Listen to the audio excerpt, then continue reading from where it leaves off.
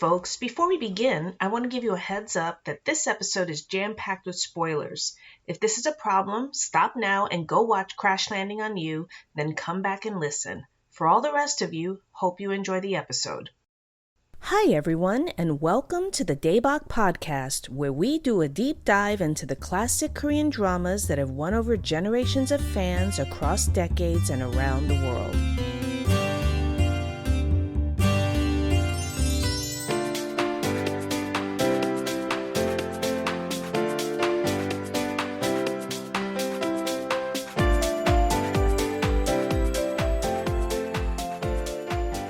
Today we're discussing Crash Landing on You, the 2019 drama that is a monster hit that has introduced Korean dramas to an entirely new audience in the West. I'm one of your hosts, Alisa, also known as the Bollywood Newbie on Twitter, and I'm joined by Melanie of Pardesi Reviews on YouTube. Say hi, Hello. Melanie. Hello. Vickey of That Vickey Girl, also on YouTube. Hi. And Catherine of TotallyFilmy.com. Hello. So to begin this episode, I want to give an acknowledgement to the power of Boys Over Flowers 11 years after it aired, because we had an amazing reception to our last episode. Boys Over Flowers is our most listened to episode by like a lot, like quadruple the number of listens that we've had on our other episodes, which is amazing, right?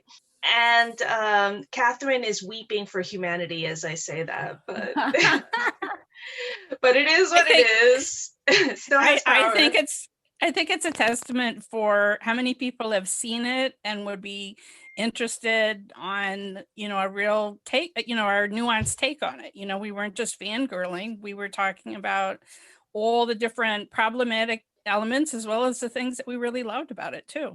Yeah, yes. and I don't hate every single thing about it. Best entrance ever. Best entrance, best fashion, best hair. No, I think Boys Over Flowers episode is probably the most on brand for what we're trying to do with this podcast. So it's nice to get that feedback. The other thing that we've also had a huge influx of new listeners from around the world, but especially from India. Hi, India. Because now India now makes up 60% of our listeners, which is remarkable and also gratifying because all of us started out as Indian movie fans and have been podcasting and YouTubing for years about Bollywood and South Indian films. So, having all of these new Indian listeners coming in is like coming full circle for us. It's like our people found us. So it's very nice. Welcome, everybody. The other nice thing is we have South Korean listeners now. And in our last episode, we were wondering about where's the South Korean listeners. They still don't make up a huge percentage of our listeners, but we do have some folks. So welcome, South Korea. We're happy to have you. Hi. Welcome.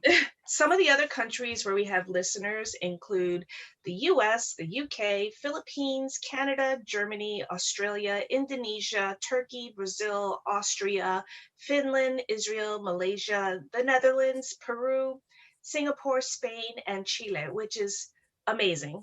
We're literally on every continent except for Antarctica, which I'm very proud of, and I'm now determined to get a listener in Antarctica. And she'll do it too. I'll totally do it. And finally, we don't want to forget Russia, because one of our coolest listeners, Ksenia, is in Russia, but for some reason it never comes up in our analytics, but she's awesome. So we just want to acknowledge that. We also got a lot of feedback from folks on our Boys Over Flowers episode, and it was incredibly gratifying because I think I can speak for all of us to say it was a challenging episode to record. It was very long and emotionally draining in some ways because we hit some really heavy topics. So we are really happy that people responded well to it. I want to specifically mention some folks. The women at Dramas Over Flowers shared our podcast on Twitter with the following comments. For our listeners who've been wondering when we're going to do a deep dive into Boys Over Flowers, here's an excellent episode by another K-drama pod you should check out. You guys did such an awesome job of covering every problematic, interesting, as well as LOL-worthy aspects of this old classic. It needs to be heard. So that was awesome feedback from some ladies who are kind of OG podcasters on K-dramas and who also do a similar vibe as our podcast in terms of diving into social issues and other issues on their podcast. So that was extra cool. And a special thank you to Paroma, who's part of the podcasting team over there, because she flagged a problem with my podcast or our podcast not appearing on all the podcasting platforms out there, and I fixed it, and then our numbers skyrocketed. So thank you for that. That was super helpful. Another piece of feedback I want to read out is Make It Memorable on the K-drama subreddit said, I listened to your Coffee Prince and Boys Over Flowers episodes, and they were both great. You've got a good balance of critical analysis and fangirling, and the variety of participants generates a nice mix of perspectives. I'm really looking forward to your My Mister episode because that's one of my favorite dramas, and I hope you get a Discord started soon so listeners can interact with you. I'm not sure we're going to do a Discord. My son would be very amused if we did a Discord, but I don't think we've made any decisions on doing that. But thank you for the feedback. That's awesome that you guys want to talk to us. It's actually really exciting. And Serafina Picala on Twitter said, it was a great listen. It's definitely a love-hate show for me. I was simultaneously so appalled and yet entertained while watching it. I do want to watch some of the other versions to compare them. I found John D such a frustrating lead. So did we. So we're on the same bench as you regarding the show. And then finally, a listener who listened to our Samsoon episode, which was really exciting for me because I love it. And she said, I listened to the Samsoon episode, then binged all of it, then re-listened. Absolutely loved your takes and love Samsoon. The Boys Over Flower episodes still couldn't convince me to finish, but I love y'all and can't wait for more of you. I think that was amazing that we influence somebody to watch the whole show. That's just, I mean, I know Alisa was really happy about that because she's the one that got me to watch that show. And I'm so glad that she did because it is amazing. And I don't know if I would have sought out such an early drama. So I'm glad that us highlighting a classic led to somebody watching it and enjoying it. Yeah, I'll take somebody going to Samsoon over Boys Over Flowers any day. Oh my gosh, yes. Yes, so we got to get more love. We got to get more love for Samsoon. I'm going to start promoting that episode more. So anyway, thank you, everybody. This keeps us going. We love you all. We love getting your feedback. But now I'd like to segue into Crash Landing on You. Crash Landing on You, woohoo, is a drama that came out at the end of 2019 and ran until February 2020, just as the world was going into lockdown at the start of the COVID-19 pandemic. And this timing is extremely significant, as we will get into during the podcast. The show was produced as part of a partnership between Netflix and the Korean production company Studio Dragon, which meant the show had a production budget of $20 million, which is amazing. That's movie level money. And it shows, as we'll go into, the production values are extremely high for this show.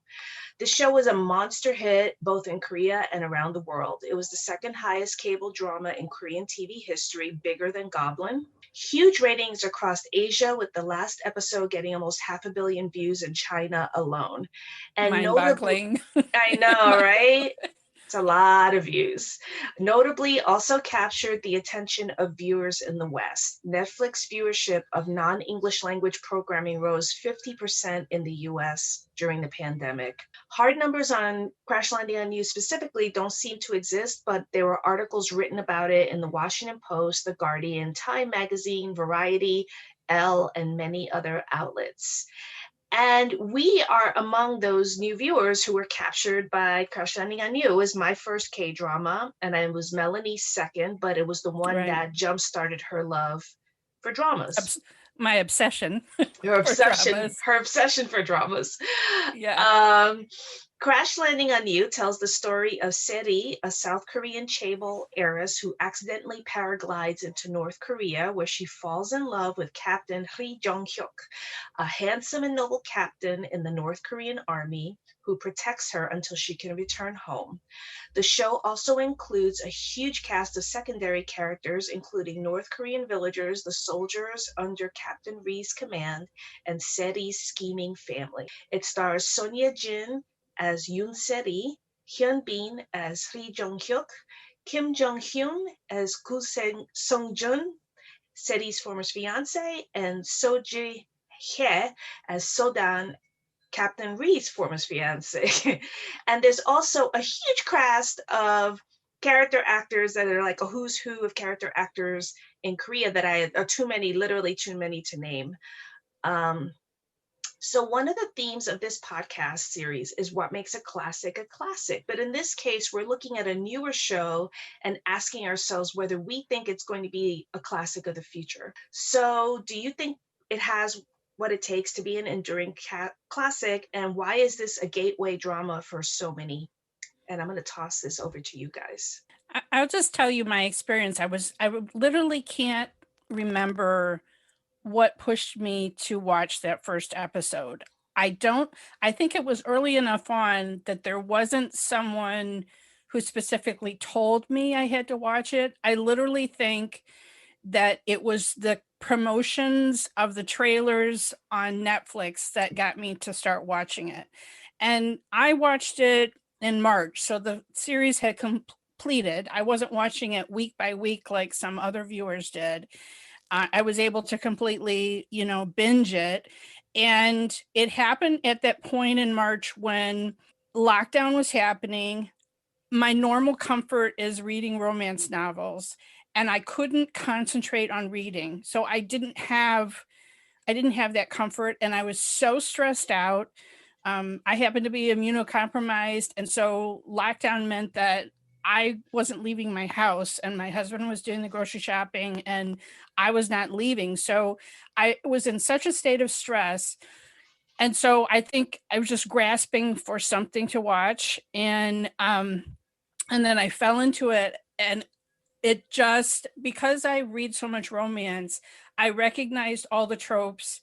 I was like, oh my gosh, this show is giving me everything I want. It's giving me, and it was a cathartic experience. I remember crying really hard, and that being this cathartic release of some of the tension that I was holding in.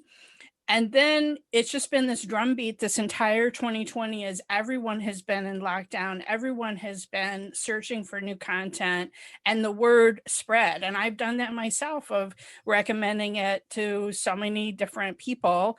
Even, it feels like such a show for women, but I know I've recommended it to men and they've really enjoyed it and then gone on to watch other K-dramas. So and there's just something special about the time, and I can't separate my love for the show with the time that I watched it.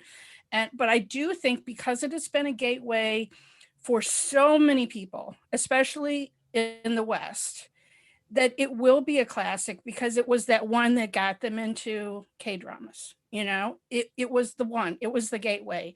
And so it's a quality show, but even aside from that, I think just because it was that first love for so many people, it will remain a classic. So this is Alisa. I had a similar experience as Mel. It was my first K-drama, and it came during the lockdown at a really difficult time in the US politically. And I just immediately was swept up in it. I binged it. I was sobbing. I fell in love with Hyun Bin. I thought he was amazing. And I was so enthralled by it.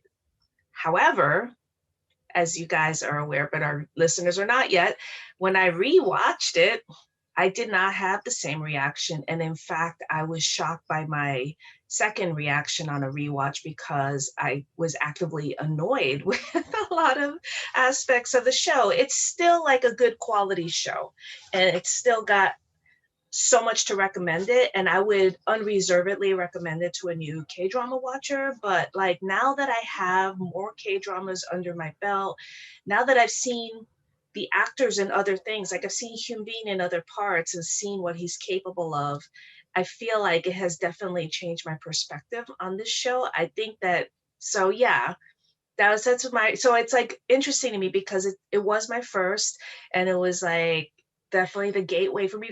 It led directly to this podcast. And the way it led directly to this podcast is I went looking for more Hyun Bin dramas, and I found My Lovely Samsoon.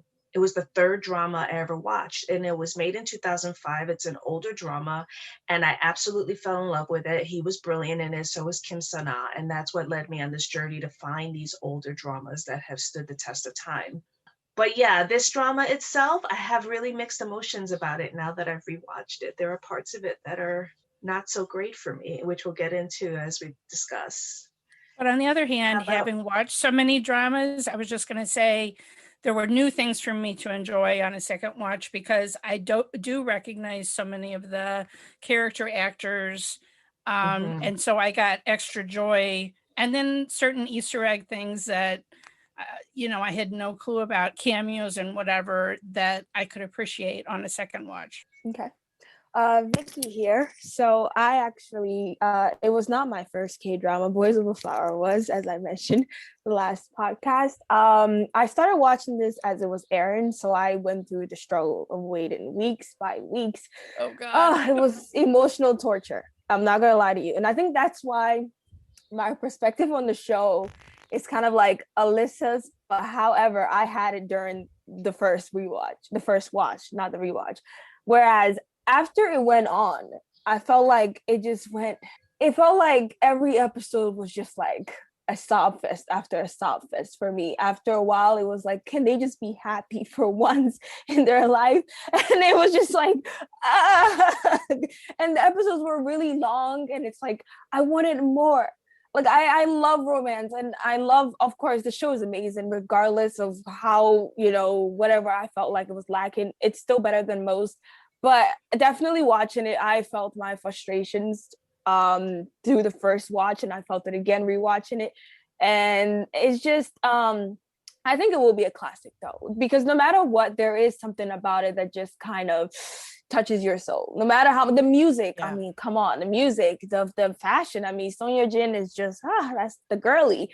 And Hyun Bin, gosh, I mean, excuse me, listen, there's so many aspects of the show that makes it just appetizing to the audience, and I think that's why most people are so in love with this idea of CLOY. But I mean, at the end of the day, I feel like there is no perfect drama, at least in my world. I don't think it's a perfect drama. I don't think it was like super duper amazing. There's always room for improvement, and as we get on, we will touch on that. But personally, I also am like, I love it, but it is what it is for me. I'm not like super duper crazy about it, but I think it was a great show for what it was. So yeah. So do I get to be the curmudgeon now? Of course, go ahead. Catherine is our resident curmudgeon, which we deeply appreciate. And I'm up front about the fact that I'm lacking a romance gene. So I'm a very different audience. I'm also coming at this with like 8 or 9 years experience of drama watching under my belt. I watched it before the lockdowns hit. After it started, so I could binge, but I started sort of just at the point where I knew that if I timed it right, I would hit the end just as the end came. For me, I actually was wavering about whether I should watch it because I hadn't really enjoyed Hyunbin in anything before this. But I have this thing where I say to myself, okay, you have to challenge yourself. So I thought, okay, let's watch this. And I was actually pleasantly surprised by how much I liked him in this. I know we'll have some things to say about that later on.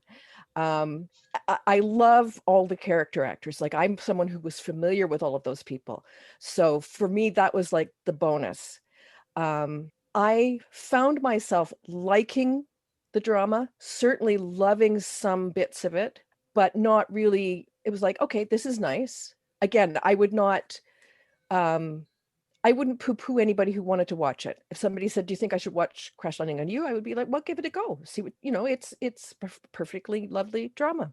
Rewatching it, and I rewatched with my husband, who actually watches a lot of dramas with me, but he hadn't watched that one.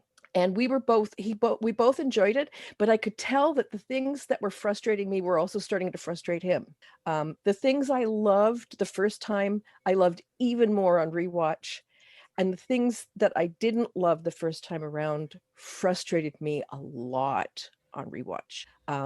I've said to you guys, I don't know, will it be a classic? I don't know, because I have no clue what, even I'm the dramas, I have no clue why people adore Boys Over Flowers and why it gets recommended all the time.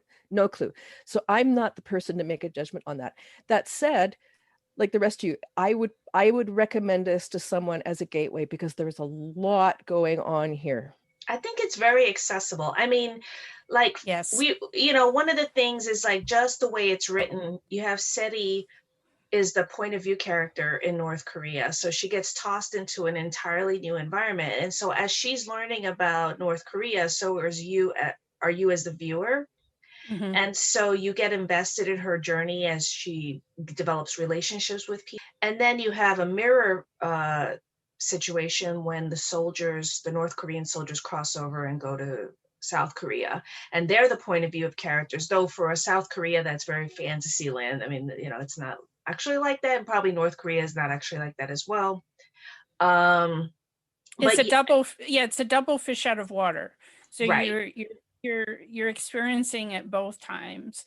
And something that we talked about is I'm probably missing it, but the Ju-muk character, one of the soldiers, he's obsessed with Korean dramas. He is my favorite of the supporting characters. I absolutely adore him. And then like he's the entire reason I went to watch Startup, because I just was like, oh, him again.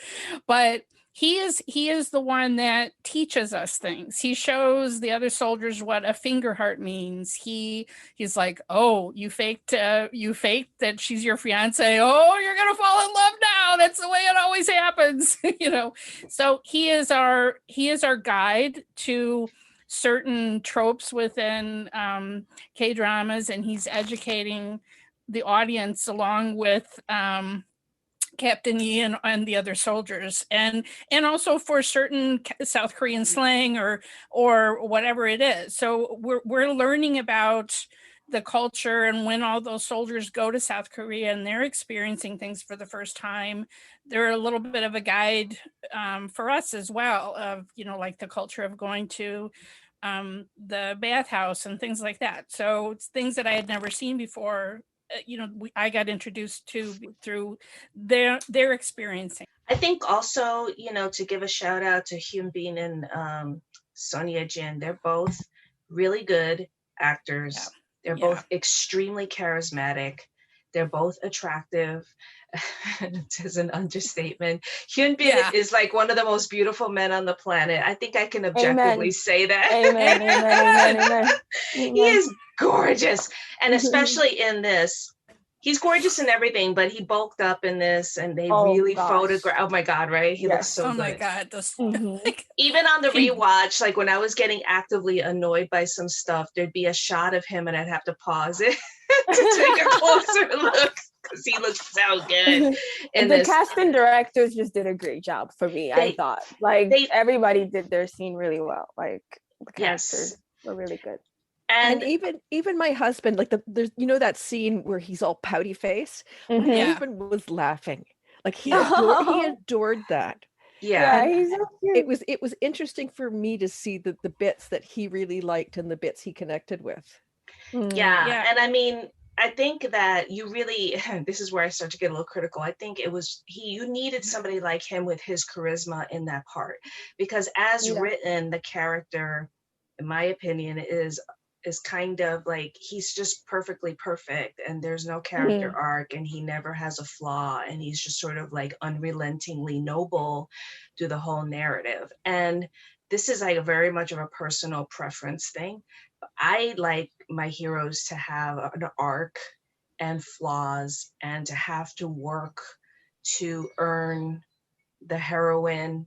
And he does work to earn the heroine by repeatedly saving her life. But I mean, it's a different journey. Climbing through a whole getting shot and like climbing through a tunnel. And, he worked to get the heroine. But he didn't do emotional work on himself to get the heroine. Does that make any sense? Yeah. There's an emotional arc for that character. And so I kind of feel like it's casting him in it was really good, because he is charismatic enough and has enough presence to flesh that out, even though it's not written down. Like if you look at the nobody pines like Hyun Bin pines. Yes. Oh my God. The way he's like, and nobody cries like Son Ye-jin cries. And like there's just many epic moments that are I have to admit, like, even though I started to get a little annoyed by some of this after a while, but some of those romantic moments, like when he's looking for her in the marketplace and he holds up the The candle. candle, my heart. Iconic. Oh, Iconic. Ah! it really is. I have to admit, that scene was amazing. And the little instrumental in the background. I know. I know, it was so It incredible. was nice. Just like and when they reunite in his father's house, that's another epic moment. Yeah. And the father's reacting, which actually brings me to the secondary characters in this, because it is literally a who's who of K-drama character actors Yeah. that are in the Yeah, cast. they had really good cast. Like, what? I mean, the Ashimas, like, are you kidding me? Like, everybody, all of these ladies all together. And you don't realize it until you watch other K-dramas afterwards. You're Right. like, whoa, oh my gosh. You're like, it was like amazing people in this show. And I just didn't realize it. Yeah. On the rewatch, I was like, I know every single one of the Aljamas. Actually, I think I knew almost everybody in the cast because I had seen them after the rewatch. I had seen them before. Like, notably, two of the supporting actors, it was Seo Dan's mother and uncle are in Parasite. Yes, exactly. So, that was even which I didn't know the first time I watched it, and then I was like, oh, they were in Parasite. And yeah, thinking about that, Parasite a year ago had just won the Best Picture Life was Oscar. good back then. And I had no clue watching this that they were the same people that I had just seen in that film. You know, they're both. They were incredible in that film, and they're very funny in this drama as well. So, and Catherine, you'll know the name of this actress, and I feel bad that I didn't jot it down in our show notes. But she was the one who got drunk, the Ajuma, who was the village. And I am not going to be able to pull her name out tonight either. This is a bad time of day for me. I am like flat exhausted, and no worries. I wish I could, because she's. I feel guilty about throwing in the show notes because she's the MVP, man. She is good in everything, and she's hilarious. And she was the so comedic in her private life as the head of the art gallery. With that wig with that wig. Yeah, she's been in so many things. Many things. And what I love about these actors is sometimes in dramas, their roles, their comedic roles, and they're pitched kind of high. Mm-hmm. And here it was just pitched perfectly. So you got these moments of comic relief or connection with the people in the village, and the tone was just perfect. Like, those are my favorite bits. Yeah, I agree. I mean, on the rewatch, I love the Ajumas. I love Seo Dan's family, and I actually loved Seo Dan and Sung-jun. I keep wanting to call him Alberto. Maybe I should just call him Alberto. Alberto. Everybody would know who we're talking about. Yes, that's true. I love them more than I love the main couple. I know, blasphemy, but honestly, I was much more invested, and I wish they had developed that relationship better. And I'm just going to jump in the pool. So what frustrated me about the main relationship in Crash Landing on You, which has captivated so many people. I know so many people who are just like, it's the best romance ever. And there are a lot of romantic elements that I loved, but I don't know. It's just like, not only Captain Reed being so perfect to the point of like, when does perfect become a little boring or a little flat or a little uninteresting, right? Yeah, Vickey's nodding with me. This is when I agree with Alisa. All right, I'm just gonna break in to say the actress's name is Kim Sun-young, was the one that we were talking about. She's awesome. So she is amazing, and she's been in so many different dramas, and she's you're right, and she was pitch perfect in this. Okay, so coming to the Mr. Perfect and all of that, like I described, there's a romance term among romance novels of a cinnamon roll hero, and that's what I think Hyunbin is. I mean, the big character arc is Seri's journey from it's a gender flip of her being like a Mr. Darcy, like, but even beyond, like she's the arrogant CEO who literally has no friends, is mean to her employees, and has ostracized herself from her family. not without reason, but anyway, like she has no one. She's just a workaholic. And then she's taken as a fish out of water. And the cinnamon roll is it's from an Onion article. That's where it comes from. Too pure for this world. Okay, so that is Captain Ree. He is too pure for this world. He is so innocent. He's just so good. But it's not like the main thrust of this romance. I would agree, in a drama, it's better if both of them have more of a character arc. His is really, he doesn't feel that he's worthy of his own individual dreams, right? Like he really wants to be a pianist, and at the end he gets to go back to that. But it's all about duty to country and his family, and especially the death of his brother. He doesn't feel like, I can't lose that's the one, speech that he gives. I don't know if it was a voiceover in a hospital. Like, I can't, after his brother dies, I can't lose anyone again. So I didn't look for love, but he was all in from the very first morning. She was in his house. I mean, besides the comedic, should I kill her? Right. When she, right that night before. He's making her noodles from scratch, people. Like, the thing is, it bothered me though. It bothered me that he was all in right away. Like I wanted to see a little more struggle. Like, I don't know. It just felt, it didn't, I don't know. To me, it was the comfort I needed. I was just like seeing like this pure love was just like, I don't know, it just fed my soul at that moment. But I can understand and see your frustration of he's too perfect. I think butting in with that all in, I think in some ways it can also be not a flaw, but it can also speak to what his character is, as you mentioned, Melanie, whereas he's kind of closed off himself from love. And here is finally a woman who's not like the woman, in North Korea. And so she's, she's strong, she's like yelling, she's like, all over the place. He's intrigued. And I feel like, dare I say, he almost has a crush in a way that he doesn't even realize it, And so I think that in some ways, he didn't know how he felt, to be honest. I think he just kind of wanted to do something for her without him really realizing it, because I think like he was kind of battling with himself. You know what I mean? It wasn't to me, I didn't see it come from a place of, oh my gosh, I'm in love with this person, but more like, okay, well, let me just it just felt like she needs like body wash. I'll bring her a whole bag. He was doing these things out of natural, like he was just out of his own will without him realizing it. And it's something that he hasn't done for any other woman. So it was almost like, like an elementary type of, you finally meet that person you're interested in, and you're just like, you're doing whatever. I don't know. That's kind of how I looked at it. If you look at it from that perspective of him not being experienced, I feel like that's kind of how, it played out. I see what you're saying. I don't know. What I also got was like, Seo Dan is awesome. Like, why didn't you like her?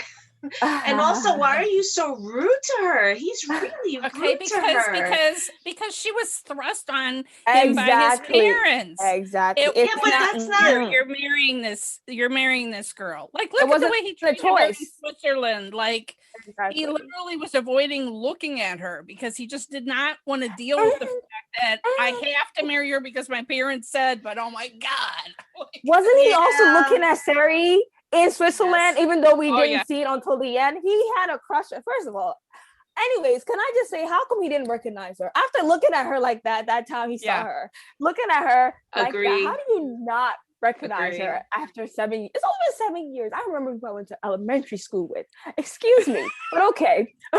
Well, because he knew that she was going to try to kill herself, so that would be a memorable encounter. So I agree with you. Like, why didn't he remember her? I think it's also one of those, when you meet someone out of context, like that was in Switzerland, like and she spoke English to him, and that, so you would, it's like when you see someone, even if you've met them before, you're like, I've had that. He was staring at her, Melanie. This man was almost drooling. How do you not I know. Yeah, yeah. Okay. And there's a lot of stuff like that in the drama where you just have to sort of like let your brain like go over the speed bump and not think Exactly. about it too much. Yeah. Exactly. You know, and there's a lot of Yes. moments we can pick out like It's that. just romance reasons that you just Yes, Okay. exactly. I have to be the dissenting voice. Okay. The one without the romance gene. I adored that. Logic brain says this is ridiculous. Every a second time around too. Every time we got the little dip into the past where something came up to remind them that they'd met before or remind us that they'd met before, I was like, I'm in for this. There. Really? Yeah. I'm surprised you actually like that. What? Are you It's funny. serious? our minds are blown right now. Our minds Our are minds blown. are Yeah. blown. Yeah.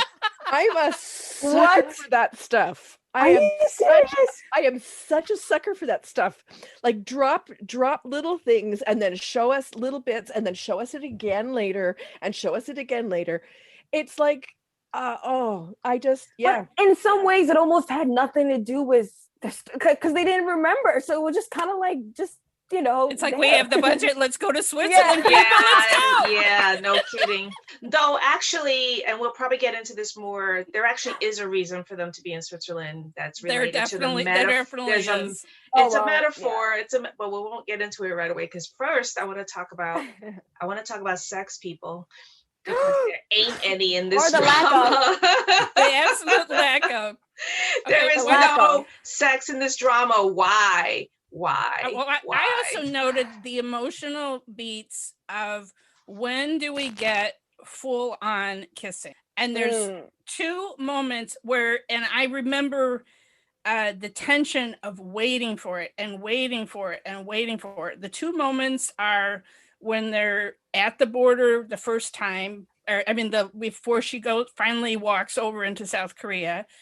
And we get an embrace. And then the second time is all the way at the end in Switzerland. Like they only, the dramatic running for each other at the demilitarized, 38th parallel. And, that emotional scene, they actually don't kiss. They just hug and embrace and then are pulled apart.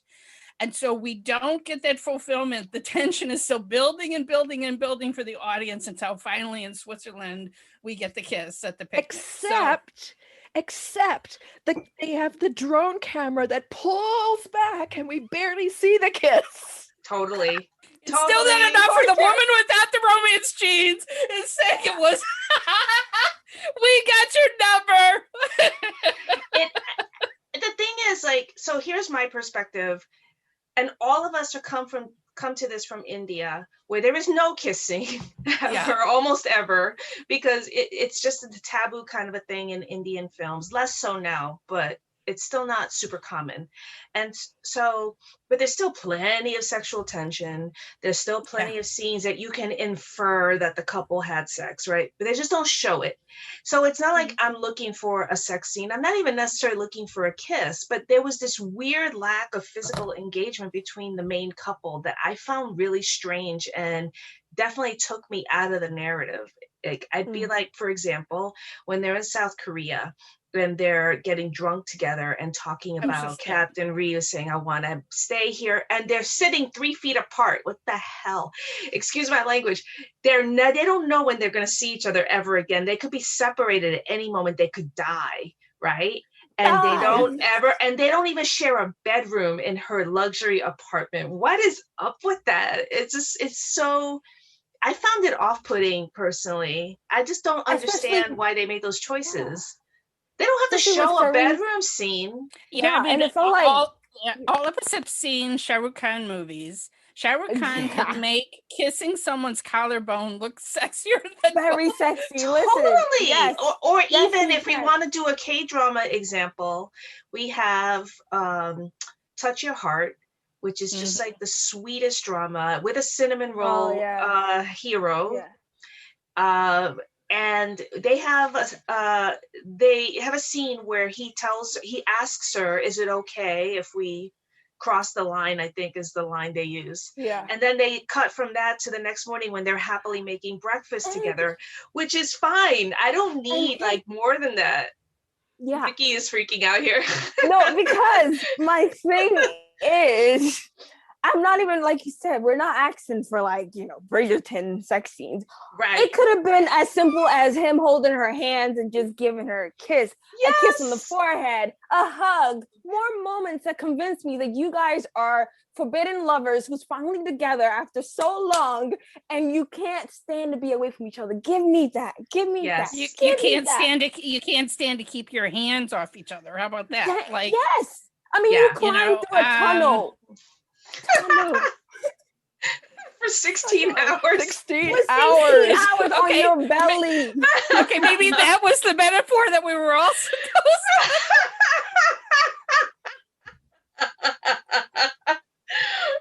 Oh my God, Melanie. That's hilarious. But we've Oh, talked man. about how things get pitched at different audiences and why some dramas are much more chaste than others, Yeah. because they're not only pitched at a South Korean audience, they're pitched at another East Asian audience, which may be more conservative. But even at that seems even more Yes. chaste than you have for an audience like that. I agree. And it's interesting because this is, from the beginning, this was a Netflix show. This isn't one that Netflix bought after it aired in South Korean television. This is one that was airing at the same time in all of these countries on Netflix. So I really can't explain it either, because normally if you say something's going to be on Netflix, that means some of the restrictions that you might have had of airing it on regular television are not a concern. So I can't explain why they made those decisions, or whether the planning for the show and what it was the tone that it was going to be, maybe was, I don't know when Netflix stepped in, or, exactly on this. I heard, Go ahead, Vickey. What did you hear? I heard, and this was unconfirmed, so it might not be true. This was during the process when COVID was kind of starting to get crazy, and they were filming at that time. They even took like a week or 2 week hiatus at one point, with filming wise. So some people kind of made their own theories where they said they kind of limited a lot of the physical, instances because of how it was getting really bad with the whole pandemic at that time. So I don't know, that could be one, because it did seem odd when they came back from the hiatus. A lot of things was just like kind of weird. And even with filming, there was a place they were supposed to film. I think they were supposed to go back to Switzerland, and I think that didn't happen. Something just kind of happened regarding traveling restrictions, and something occurred. I'm not sure, but I know that it was a news thing that I read on when I was watching during that process. So I'm just saying, it could. But I have to. Yeah, it definitely was true that Asian countries were taking much more precautions for COVID before the lockdowns that we experienced in March in the US. So but maybe there was Ye-jin and Hyun Bin were in a relationship when they made this. It wasn't public yet, but they were already in a relationship. No, it's not alleged. It's like they were in a relationship for like 3 years. Come on. And I don't even follow like Korean drama gossip, but like you can't avoid it. And I saw pictures of them in Koreatown, and I live right next to Koreatown in LA, shopping in a supermarket together like 3 years ago. So yes, they've been in a relationship for a while. It's not recent. So anyway, which makes the choices even weirder, because like they're a real life couple who have amazing chemistry. When you see them doing their behind the scenes and their promo, they're sparkling with each other. There's this whole banter chemistry thing they've got going on in real life. So it didn't translate into the drama for me. Now, I want to be fair. I'm sorry, Vickey, you want to say something? No, I was going to say, to quote Joey Tribbiani from Friends, when you don't see the chemistry. What? I'm sorry. He made this saying where he basically said he doesn't have any chemistry with people he's actually dating. Oh, right? Got it. He said when you see that the sparks are off, he's dating them, or he's done something with them. So I just kind of thought about that when you said that. I mean, maybe, but I want to be fair too, because I know that there are a lot of fans out there that absolutely love the way this romance was portrayed. Well, I love them together. So as a real life couple, I adore them. I mean, in the context of the drama, I was a little meh on the rewatch. On the first time I saw it, I was completely head over heels swooning. The rewatch, I wasn't, which is really interesting to me. But I also think that there's a lot of people who really love that. This is a pure love, that you know, staring each other in the eyes is as much of a connection and emotional connection. Vickey's like freaking out. I wish you guys could see her face. I wish this was video. You know, that this is a pure love, that they have a spiritual connection that has transcended time and so forth. It's just not, for me, it's not my jam. I want a little bit more. And like I said, I mean, so we were talking about cinnamon roll heroes and other dramas, and one of them was Touch Your Heart with Lee Dong-wook playing this awkward lawyer. It's very cute, cinnamon roll. And then Her Private Life with Kim Jae-wook, who's also a cinnamon roll. And hot, right? As Vickey's way, and hot as hell too.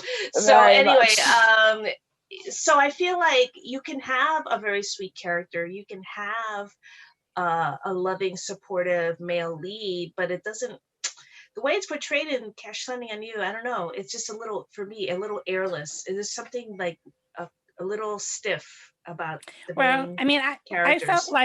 I felt like when I was hearing their banter, it reminded me of classic movie banter, like from the 30s. And again, that is completely chaste kind of watching. But that was one of the things that just popped with me. I'm like, oh my gosh, you know, the way he just adores that she's kind of this picky princess. And I kind of love the little epilogues at each episode. And on the very first episode, the little epilogue after the credits is that you see he hadn't drawn his gun on her at first. He's hearing her just talking into her walkie-talkie, and he gets this little smile, like he's just amused at her. And then when she notices him, then he draws his gun, and we have the scene that we saw before. But he is attracted and amused by her attitude and her, you know, running commentary and whatever from the very beginning. And I just it sort of reminded me of When Harry Met Sally, you know, where Billy Crystal is like, I love the way you order a salad. You know what I mean? Like how picky she was in ordering at a restaurant. He loved that. And I felt like that was the same thing here, that like Vickey said, that she's something exotic that he had not seen anywhere else, and any other women that he had met in North Korea. She was something unique and special. And that's what he loved about her. You know, all of the negative things that other people would say, he just got a kick out of all of that. Yeah, she was like the opposite of him. She was everything that he could probably never be, in a way. And you know, it was, I guess, this another trope of opposites attract in some type of way, where, you know, it was like, wow, here's this quiet, you know, for my country type of dude, and here's this woman who's just like, whatever, money is makes the world go around. and then they meet, and you know, now it's like, whee, she brings light to his world, and he's buying candles for her. You know, it was scented candles. Scented candles, you know. So yeah, I think honestly that's probably why people like it so much. It just kind of gives you this it's just something, it's a recipe that has been used before, but if done right, it does attract people. Right. You know, it's like, you know, I mean, hey, this guy from Forbidden Love, North Korea, South Korea, you know, it was just one of those things. And I think that's kind of what made everybody go crazy in a way. Yeah, so. I mean, they set it up to be like mythic, you know, there's parallel to some famous in Korea. And so it's like Romeo and Juliet, but nobody dies in the end, you know? Yeah, so. Pretty much. Yeah. Yeah, I mean, there are things like, speaking of the banter, I think the first half worked better for me for a lot of reasons. North Korea was much more interesting than South Korea. Yes. And when they are on the boat, that whole scene was awesome. Yes. When they get stopped and he has to kiss her.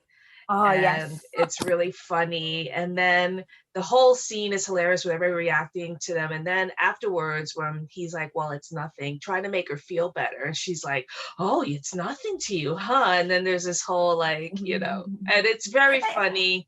And I really like that scene, actually. I thought that scene was, I like that much better than the stuff later When on where they- everybody's crying. Right? Oh my Yes. God. It's like they went to South Korea and all of a sudden it was like a sob fest. You would Yep. think, right? It was Yep. so funny how it switched around, because I'm here thinking, oh my gosh, once they finally go to South Korea, maybe things will get. No, it was like more headache after headache after headache. And at one point I was like, we'll just go back to North Korea at this point. And it was just like, you know, it was Well, really... I was laughing. I think it was episode 15 when I call them the Ducklings. All of the soldiers had been arrested, and they're interviewing, and Jung-hyuk says, "Is Captain Ri okay?" Because this is at the point in most dramas where somebody would get killed or they'd be really sick. Yeah. No, it's true. It's absolutely true. And he's like, It's I'm really absolutely true. concerned. Yeah. It's So true. they did do a good job of playing with a lot of these tropes. But Yeah, I just they found did. like the North Korean universe was so much richer, and which It is was. sort of right. But I kind of think also, I mean, so there's a whole political and historical context right around the portrayal of North Korea. And notably, one of the writers on the show is a North Korean, and they also had North Korean defectors advise on things like how to build the village and so forth. And so there's this quality to North Korea that what I put down before the podcast is comparing it to Wizard of Oz. I mean, she even gets there through a tornado. Yep. And then she lands in this mythical realm. And I think the writers may have intended that analogy because of the way they framed, like there's literally like a cow in the tornado, which is also in the Wizard of Oz. Yep. So, and you get there, and on the one hand, they put a lot of work into getting these details of the village correct. So things like making kimchi with seawater is one of the notable things that they put in the drama. And burying your kimchi in the cellar, things like that. But at the same time, it's a fantasy element. It's sort of like, you know, Toto, we're not in Kansas anymore. I'm exploring this entirely new world. And, you know, the friendships that she forms. So there's this whole richness to the storytelling that is a kind of a fairy tale quality that goes away when they go to South Korea. And then in South Korea, it's, which is inevitable, product placement festival. You know, instead he's taking her people to Subway, and you know, I mean, and they have to pay the bills, so I understand why the productions do this. Yeah, I mean, one thing, the chicken restaurant, which the soldiers all go to, there's one YouTube video of the consultant, not the writer, but the North Korean defector consultant. She said that she just couldn't believe that in South Korea you could eat meat every day, and that when she first came to South Korea, that's what she did, is she went to this chicken restaurant and she had it every day because she just couldn't believe that she could, you know. And so she gained all this weight initially because she was just eating fried chicken every day. So I think there were notable little details, like for instance, the in an early episode, Captain Ri ties her hair back before she goes out to meet the village ladies. I really like that. And, scene. You know, saying like, your hair looks messy, you can't go out like that. And that evidently is a real thing, that North Korean women consider it untidy if your hair is not tied up. And so that was one of those little details. I think they knew that this drama, just like the Jung-hyuk character, is going to be watched in North Korea. And it's really interesting to think about, you know, what that means, that they are knowing that part of their audience is in this country of North Korea, and that they're going to be watching this. And it's so different, for instance, than King Two Hearts, and a little bit older drama that again is a romance between that, in this case, it's an alternate reality with royalty that actually still rules in South Korea. So you have a prince in South Korea, and you have a female soldier that end up getting married in that drama. But it's very different very different ending and a very different kind of attitude to North Korea than you find in Crash Landing on You. Yeah, I mean, that to me was one of the best. That was really the strong, like, it's really interesting because on a rewatch, everything but the central couple I was pretty much into. Oh, the other thing I hated was the villain. Hate the villain, hate that stupid truck storyline. It's really boring. It's confusing. It's the Truck of Doom on steroids. Yeah, it was, oh my God, it was so dumb. And then they overpowered the villain and they didn't give him like a really good motivation for doing the things that he did. He was just sort of this implacable evil who like had the ability to like vault over the DMZs somehow and like, get into a fight in a courtroom and not immediately be gunned down by the soldiers. Like, it was, I thought that was really poorly done and it took me out of the drama. I mean, they wanted to create a threat to SETI. I didn't think they needed it. I mean, the inherent threat in North Korea was just being in North Korea, right? And then it was like, South Korea. It didn't make any sense. It wasn't Seri that was the reason that he was in that courtroom, and yet she's the one that he goes after in South Korea, rather than any of the people that had turned him in North Korea. So like I don't know, it was just just sort of wave your hands reasons. This is how Captain Ree, why he giving him a reason that her life is in danger, so he has to go and rescue her. But that is especially on a rewatch, you're just kind of rolling your eyes going, okay. Yeah. Like, and I have a thing where I don't fast forward on these rewatches because I want to make sure I'm getting the full experience. And I realized that I had been fast forwarding through a lot of that stuff on the first watch because I didn't care. So it's just an interesting experience to do this time. Well, it was the opposite for me because the first watch I was watching so closely. Actually, that was in the prime of me watching K-dramas when I didn't skip. So I was like really into that. So I remember everything. So during the rewatch, I'm not gonna lie, you guys skipped through a lot of scenes that was unnecessary. But but it was okay. And the scenes that really worked for me between the main couple that were more except for the candle scene, which was amazing, but like mostly it was when they were kind of joking around with each other, or if there was a comedic element, because even like the epic romance reunion at his father's house is very emotional. And I mean, and like I think I'm pretty sure I cried during that on the first watch. I didn't on the rewatch, but then the father's reactions are so funny that it's also another element that I really enjoyed. Like, he's like, "Are you kidding me with you two?" And I kind of felt like he was me. Like, "Are you kidding?" So very gratifying to see the father's reaction to that. But then things frustrated me, like when she is with Sung-jun in the house and and then Lee Jeong-hyo shows up and battles all the security guards and they reunite. Anyway, long story short, they reunite and they end up spending the night in a schoolhouse together next to a roaring fire. Now, usually when that happens, you think, well, there's going to be, they had sex because it's a metaphor. They're like alone in a house next to a roaring fire. Instead, they're sitting 2 feet apart again. And then he has a fever and yes, a fever, and then nothing happens. And I'm like, oh my God, you are killing me, drama. You are killing me with this. I cannot take it.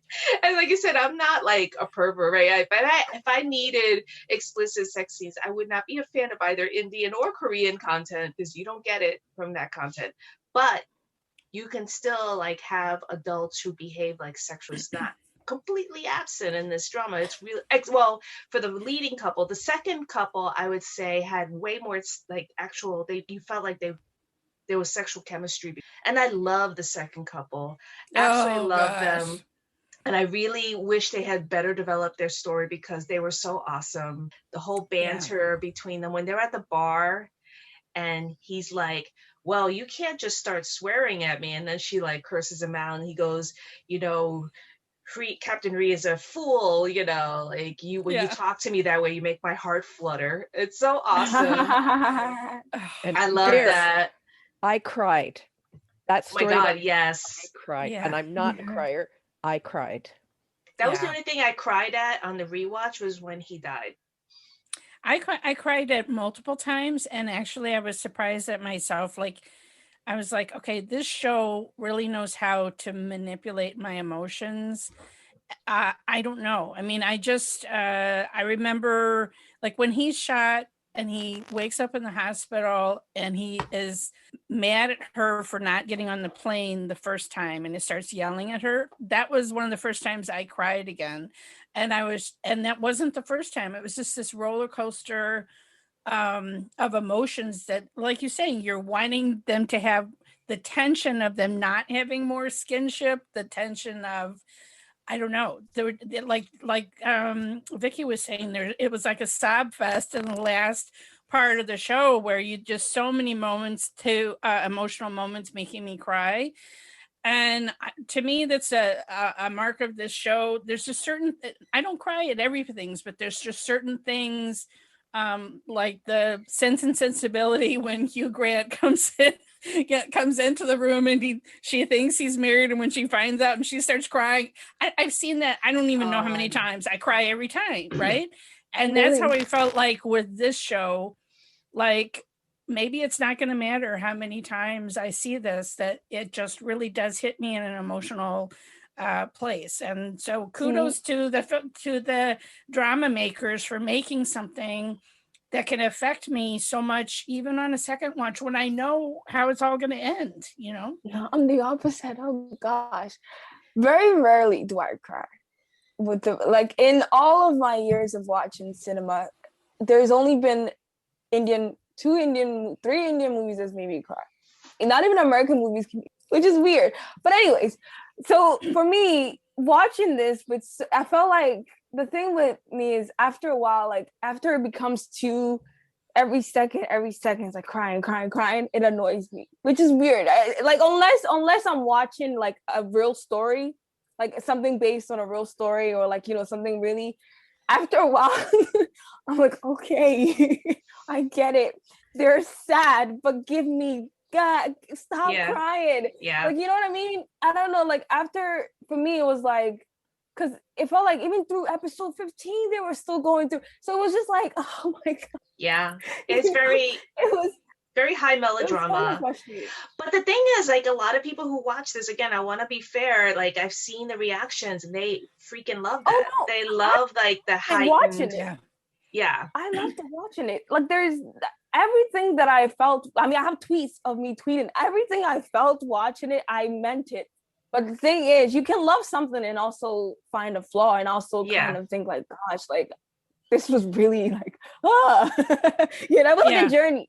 It was a journey for me. After a while, it was like, okay, I got this. I like it. Like my journey is, I'm so surprised by it, because the first time I ate it up with a spoon, I was sobbing through it. I was so totally invested in the romance. I thought, oh my God, I was just so heart-wrenching. And then the second time I was completely dry-eyed through the whole thing, except for, actually there were two things that made me cry. One was when Sung-jun dies, and then the other one was Man Bok, when he confesses to Captain Reed, and that made me cry. And he is good in this. I love him. His storyline is one of the best parts of this drama. Yep. And I love that character. The villain is ridiculous, but it reminds me of the movie The Lives of Others, where you have someone who's listening in and living vicariously through these other characters. And it was actually kind of amazing that his character got to go to Korea and become South Korea and become part of the Duckling groups. You know, I mean, he kind of says, well, I don't really belong here, but you know, they kind of adopt him in. I don't know. It also just the way that he portrayed it. He did well. Amazing. Amazing. He's a really good actor. If you watch him in the world of The Married, you're going to want to slap him a couple of times. And my mister too, in Mayajashi, he's the CEO. So yes, he can play a punch. I was really impressed with his range, because like, you know, you see his opposite land. But I thought Man Bok was a really interesting character, because you're right, he is the only non-soldier who gets to cross the border. And I kept thinking, well, why did they have that character cross the border? He's the character who listens to everybody's thoughts, and that kind of gives him an omniscient godlike status in a way in the narrative, right? Because like in Mayajashi, Actually, I'm gonna spoil that. Anyway, let me shut up. I'm not gonna spoil it. But when you have a character who can listen to things, they have a special place in the narrative. And I think that I started thinking about this, and I don't have a good resolution or thought about it, but it was right before we started recording. I'm like, well, why is the person who can listen to everybody and hear everybody's thoughts the one who gets to cross the border with the characters he hasn't had any interaction with up to that point? I feel like it's it was just like, important. yeah, he was just one of those characters that's just everywhere, even though he doesn't need to be. Yeah, or maybe they did it. It was just to bug Seti's room at the critical moment. Yeah. Maybe that's why it was. It was like a cookie for him, to just be there, honestly. Yeah, but I loved it. I loved him. I thought the performance was great. I loved his chemistry with the actress who played his wife, who's another MVP who shows up over and over again in a bunch of dramas. But anyway, as I was saying, it just like this time around, I was much more invested in the secondary stories than I was in the main story. And at frequent points with the main story, I got really annoyed because I was like, you people are being really selfish. You're putting everybody's lives at risk around you. And it felt like they weren't really giving due consideration to the fact that literally dozens of people could be executed because of them. I don't know. It just felt very, but then Melanie pointed out something I thought was a good counter argument to what I'm saying, is that, or maybe it was Catherine, that this is representing the machinery of the governments that are keeping people apart, and that's sort of that's why they weren't really being selfish. It was just more to illustrate like how you have these arbitrary things go apart and that people have to like try to reunite against the odds even with that. So I thought I was like, okay, yeah, I'll consider that. Because otherwise I was getting like with that whole scene at the border when they're saying goodbye at the border. Oh yeah. And they run, she's running towards the border and he launches himself over the yellow line, and then every 25 people or 50 people pull out guns, and I'm like, somebody's gonna get shot. I was so nervous. Oh my God. I know, but the thing is, they're taking their time. Oh, I love you. Oh, don't forget me. It's like takes like. It feels like 10 minutes. It's not that long, but I'm like, hello. I think it's one of those. It's out of time. Do you know what I mean? It's in those moments, we're just seeing them in their bubble, and it's sort of like we're experiencing what they're experiencing, which is that like time is telescoped or something. I mean, they could have said all those things very quickly, but they can't stand the fact that they literally could never see each other again. I mean, that I'm putting myself in their shoes. Literally, I could never see this person that I love again in my life. And he's afraid that she's going to cross over and she's going to get, yeah. Vickey is so right. Vickey said this, Vickey read my mind, because I'm like, they're never going to see each other again. And yet, no. I don't want to say right. Yeah, totally. You could have been going to town in that apartment. Yes, you could see how but it's funny because, like I said, the first time I saw it, I was like, oh my God. He could have showed her his scars in private and not in the hospital room. How come she didn't already know all those scars? How come she didn't already know every damn scar in his torso? Okay, if you had Hyunbin in your apartment, you would know where those scars are. I promise we're not perverts. I promise we're not. We're not. But no, but I brought this up before the podcast, and I just want to say, I mean, because to me, it's not about being a pervert. Exactly. You love someone, sexual desire is part of that love, right? It's like you don't have to neuter somebody to prove the love is pure. That's what was so refreshing about the My Lovely Samsoon drama. I mean, that shows like some of these older dramas had more frank discussions of sexual desire, and there's a half an episode that Hyunbin's on the search for condoms, for God's sake. Yep, I was gonna say. So like we've gone backwards. Here we are in drama in 2020, and they barely even kiss, or it feels that way. So, except I'm going to come back to this idea of who is the audience, because you know that I was talking about My Unfamiliar Family when we were chatting back channel. And there is a drama that's clearly aimed at a South Korean audience. And the first episode, there's the character who ends up in bed with her new boss. We don't see anything except we see, I think, a kiss, and we see her waking up in his bed. And it's obvious they've done something. And then she has this frank discussion about it with her best male friend. Yeah. And there are these discussions about all of that. And people are talking about these relationships. So it's obvious that Crash Landing on You is really aware that it's pitching itself at an audience beyond South Korea. I mean, yes, but there are other dramas that are aimed at, I think so. What I wonder, so we talked about how this is all metaphors for this very real, very horrible, tragic division of the country where families were literally ripped apart, where there's like a psychic scar in the country over this division. And that has played out. And you see this play out in dramas over and over again with the separations that people who don't have the same background often complain about and say, I hate the late separation. I hate that they separate the couple for 5 years. Well, but when you think about the cultural context for separations and reunifications, then yes, it becomes clearer.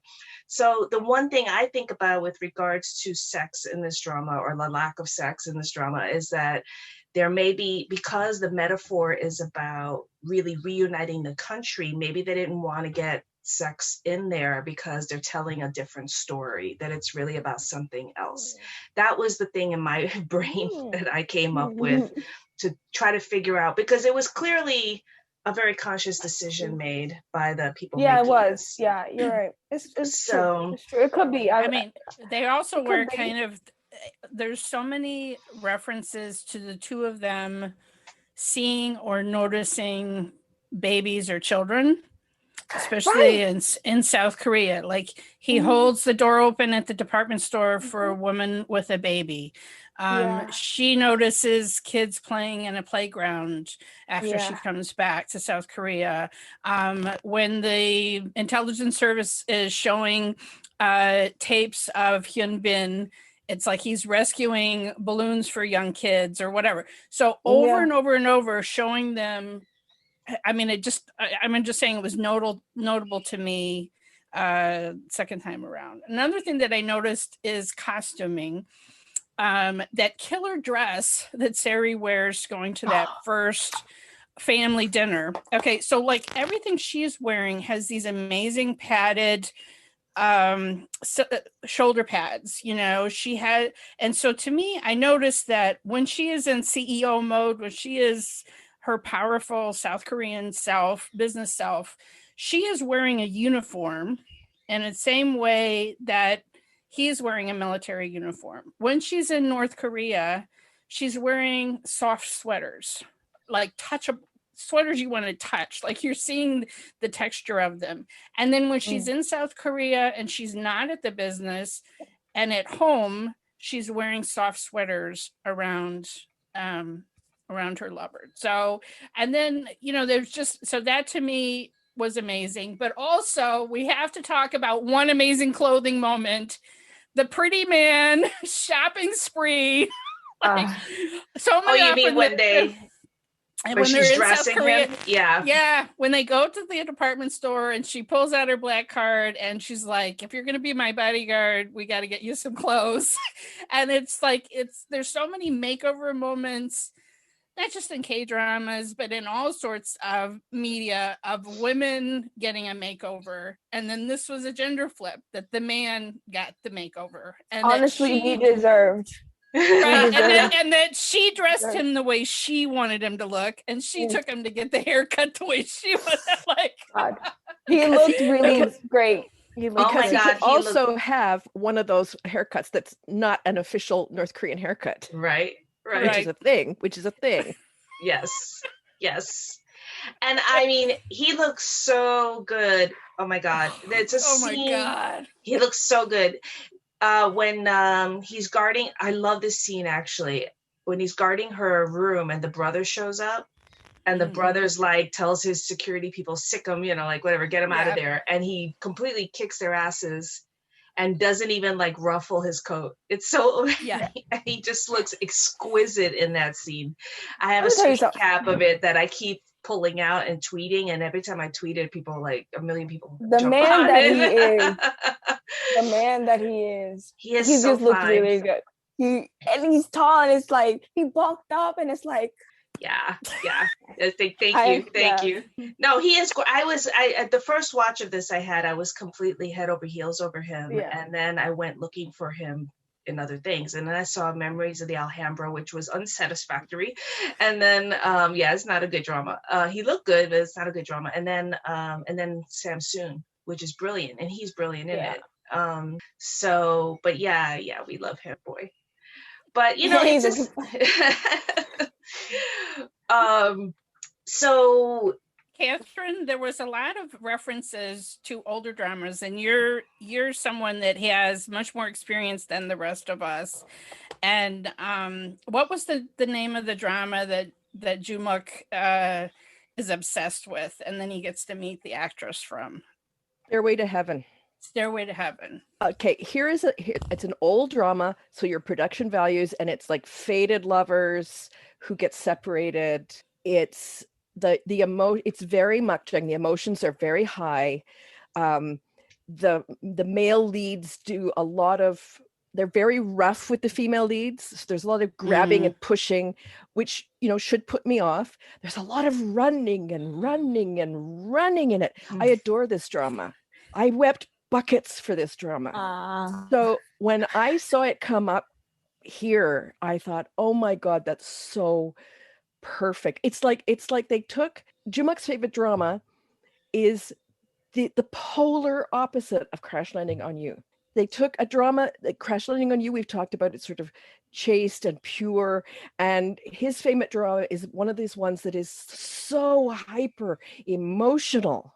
And he has at the beginning, the first time we see him, when he's in the guard post and he's watching that, and he's saying the dialogue from the film, because there are the two leads in the drama have necklaces that they wear, and the necklaces fit, the bits fit into each other. Oh my God, it's just so adorable. And he's saying, put on the necklace. And he's saying the famous dialogue, which is, lovers who are fated to meet will always meet, no matter if they've been separated. Which again, it ties into Crash Landing on You. Yep.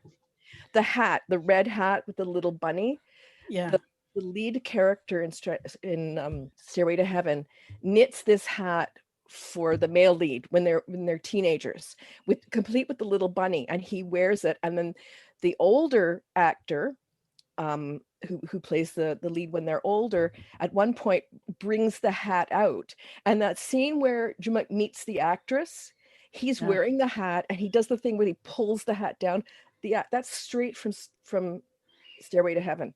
And even at that point, the camera does this circular pan around them, because this drama is like somebody went to film school and this was their first job, and they wanted to use every film thing they'd learned. So you have these things where leads will be pining from afar, and the camera will start from far, and then it will zoom in on them, and you'll have the camera go in circles around them. I adore it. I should not love this drama. That's hilarious. Everything about this drama I should hate, but I adore it. And I love the fact when Jumuk is in the PC bung, and the maknae is playing video games, he's binge watching all of the actresses' dramas because he loves her. Yeah. I just like, and he's also, she's a fashion designer, and she designs these scarves that are supposed to be it's before we get into the period of couple things, but she designs them as couple scarves, and the scarf he's wearing when he goes to meet her looks like the one in the drama. Oh. Yeah, it's like, there's a lot of Easter eggs like that in the drama. The most famous one being the delivery guy who was in a movie that was a North Korean spy. He portrays a North Korean spy in a film, and the same character appears in the South Korean. Yes, from Secretly Greatly, when the Ducklings first arrive in South Korea, they meet. Right. his character. Yeah. And Oh yeah. that movie is all about North Korean operatives who are planted in South Korea, and they're Right. given their persona. So here is a very highly trained North Korean spy whose persona is to be the village idiot, and he's Yep. wearing a tracksuit and his set slippers, and he's constantly and he has these notes where he's told, you must do this every day, you must do this every day. So it's like he takes a tumble downstairs and he makes himself look like an utter idiot in front of everybody. It's hysterical to me that when the Ducklings arrive and he pegs them. Yeah. Right. He pegs knows them to- immediately that they're like from, which Yeah. is also part of the Yeah. joke. Yeah.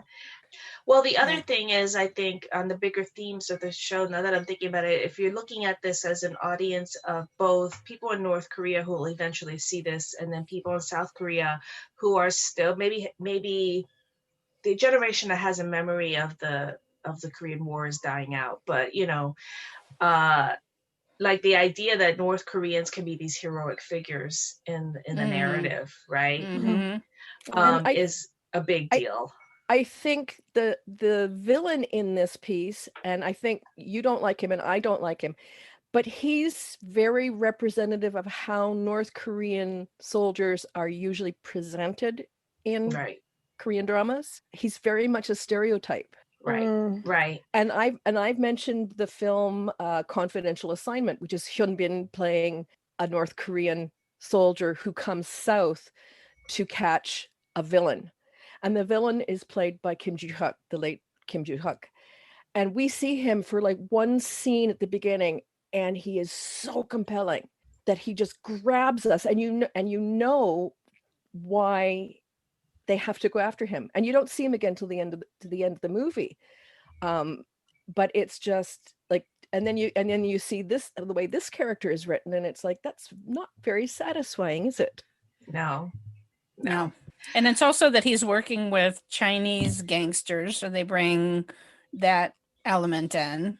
Which we know is controversial, but anyway, go ahead. Yeah, but I was also going to say, I'm going to call him Alberto, like the fact that he, criminals could hide out in North Korea, like I never would have even thought of that. But again, like where could you go where you wouldn't, couldn't be seen? I guess that would be one place that you could go.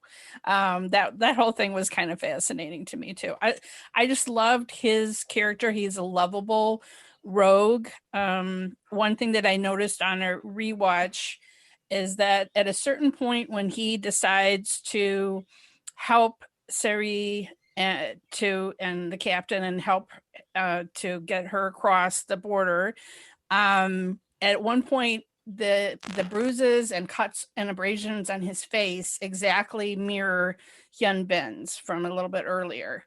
And so it's sort of like they're signaling to us, he's become a hero now. He is transformed from this con man at the beginning to and again, like at one point there's a questionable part where he kind of entraps her, you know what I mean, and is trying to take her phone away and not let her call anybody and whatever. But then he transitions, and I just love his arc through this whole thing. And like you said, I wanted so much more of his romance and more scenes, and maybe by the time they got at the end they didn't have time to put more in. But oh my gosh, yeah, like cried buckets at what happened to him at the end. Well, his scene in the marketplace when the orphans are singing is so well done. I love that scene. It's really, really heart-wrenching. And I cried there too. Yeah, his arc was really great. And I want to shout out the actor because I think we're all fans of him. Yeah. He's great. He was in Mr. Queen. Yes. And what else was he in? I feel like there's another drama I'm missing. Welcome to Waikiki.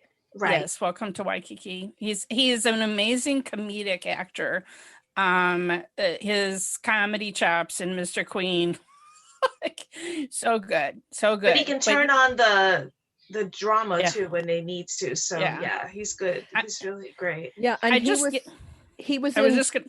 go ahead.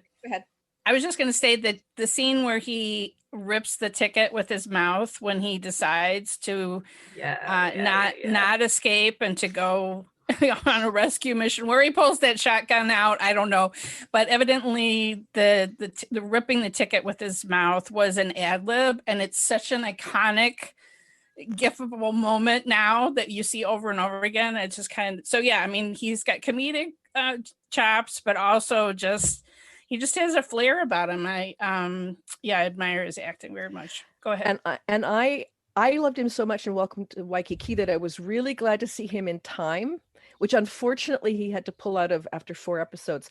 And he was like, and it wasn't comedic, it was dark, and he was brilliant. And I think that I mean, you know, if someone has to pull out of for health or, you know, mental health issues or physical health issues, that I mean, you can't avoid it. It's there's nothing to change that. But just to see the range. Oh yeah, I mean, I saw some edits of his the ones that he filmed with Time. It was amazing. I mean, I was like, and I understand why. If he really was suffering, he pulled out. It was really dark. I mean, it was dark. And so I feel bad for him because he does seem like he's a emotionally vulnerable person who's had some struggles, and there's a current, I don't even want to get into it, current scandal. It's too much going on. Yeah, it is. But actually it got me thinking too, something I wanted to mention is like Son Ye-jin and Hyun Bin went public with their relationship in January. I guess it was on New Year's, like some magazine reveals a couple every year or something like that. We don't claim them. We don't claim them. Well, anyway, somebody did. I'm not up on all this. Sorry, I don't really follow the gossip very much. But I mean, when they went public, people went bananas. And it's actually fueled even more, I think, the craze for the show. And I think it's definitely, I hope they never break up because, you know, because the dark side of that is what happened with, and I apologize for not knowing the actor's name, who played from Descendants of the Sun. Oh, no. Oh, you're thinking Song Couple, which was yeah, and they got into a mess, a really ugly, really, really like twisted, I don't even want to get into it, mess that now, of course, taints how you view their dramas. Or it can, you know, it doesn't necessarily have to happen, but it can. And so I think, you know, there's always that risk when there's a couple of it blowing up, and then like Brad and Angelina in Hollywood, and then all their projects are tainted. But hopefully that doesn't happen with the couple here. But in the meantime, while they're together, people are going bananas. I mean, on my Twitter timeline, and it actually makes me a little uncomfortable because some people, I think, cross the line. When you're photoshopping Son Ye-jin to look pregnant, you've crossed the line. If you like start writing fanfic about how they're going to raise their family, you've crossed the line. And I see it. I automatically unfollow these people, but it goes into my timeline. So I think people are invested to a great, I mean, I don't think any of us, I mean, I can't speak for anybody. I don't know how closely you follow the gossip about K-drama stars. I don't follow it very closely, but inevitably you get exposed to it through your timeline.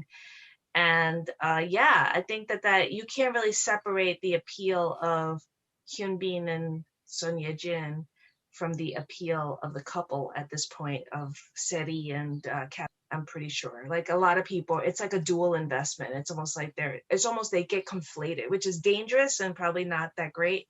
But I think at this point you can totally say that. Yeah, it's kind of weird because I only started shipping them based on their off-screen interactions. Like watching the show, I didn't ship them, but then I watched their interviews and like the video compilations, and then I was like, okay, I like them together. So I can definitely watch Crash Landing on You and not relate it to their relationship, because honestly I feel like they probably have a much funner relationship than now anyway, so I feel like I can separate that, you know what I mean? Like I don't know, it's kind of weird to me, but I like them together separately from whatever they do, you know. They're very cute together. I love their dynamic. I love their interviews. They're absolutely adorable.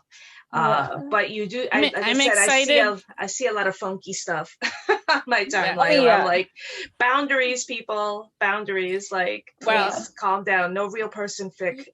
But Melanie, you wanted to say something? Yeah, go ahead. I was just going to say I'm excited about the recent news of the next project that Son Ye-jin is signing up for. Yes. And that is a drama that evidently is going to be called 39.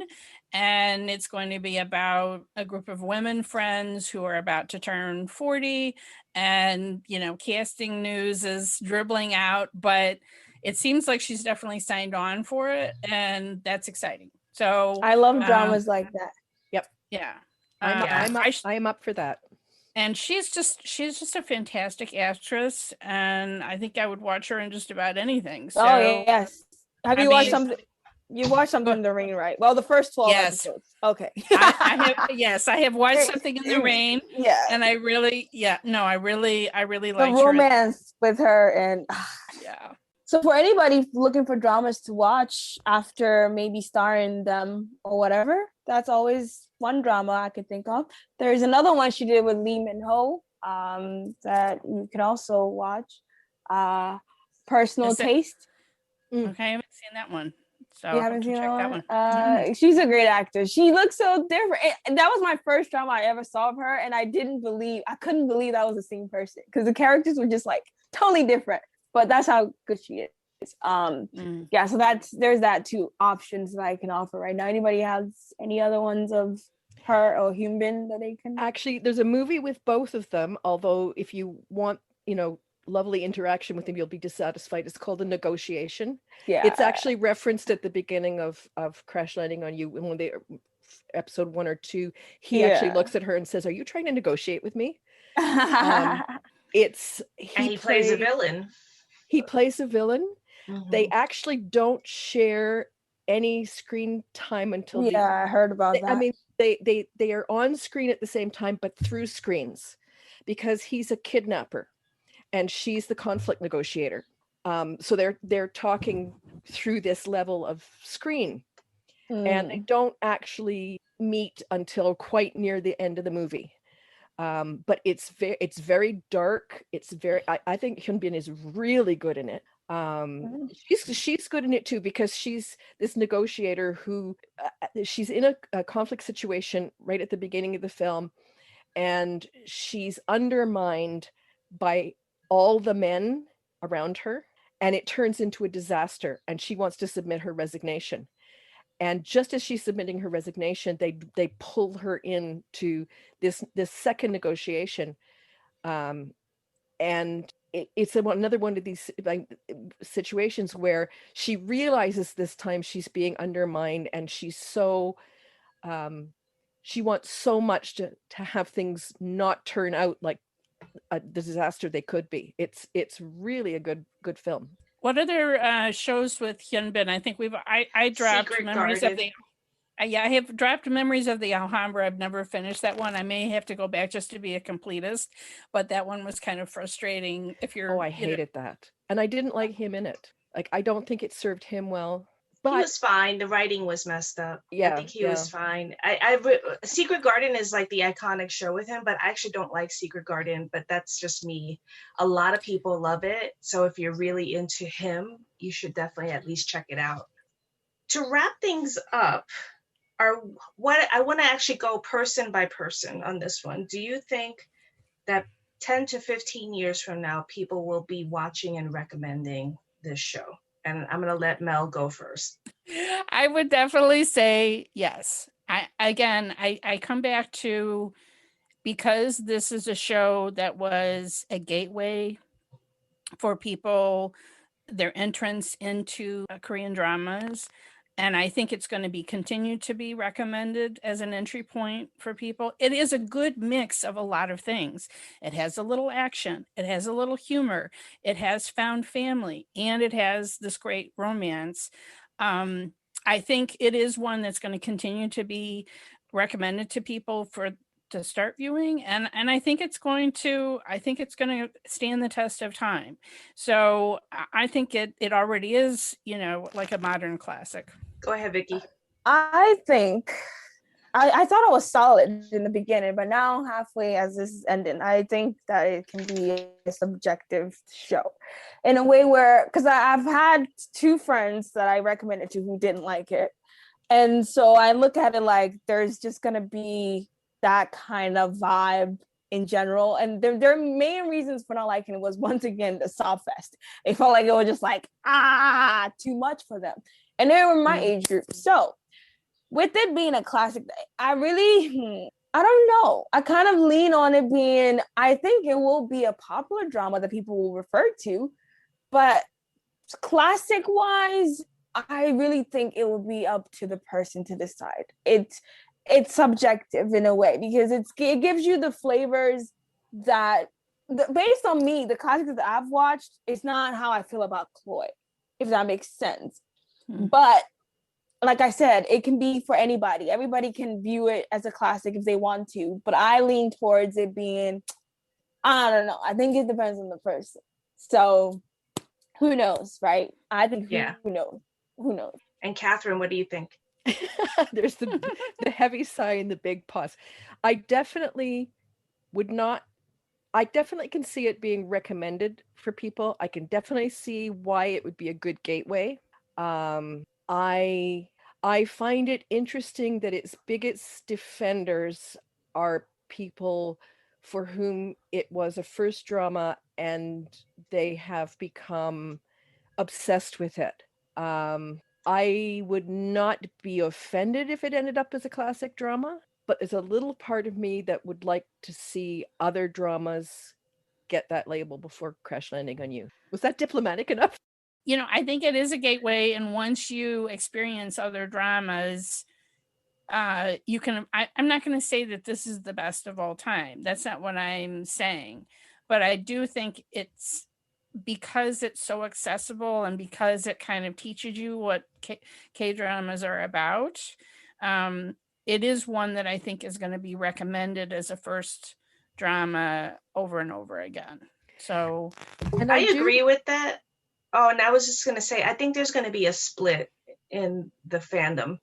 So people who are experienced K-drama watchers who saw this show after having already a few dramas under their belt are not going to have the same emotional connection to it as the people for whom this was their first, especially the people for whom this was their first in a pandemic, when we were all terrified and looking for something to escape to and getting swept up in this drama.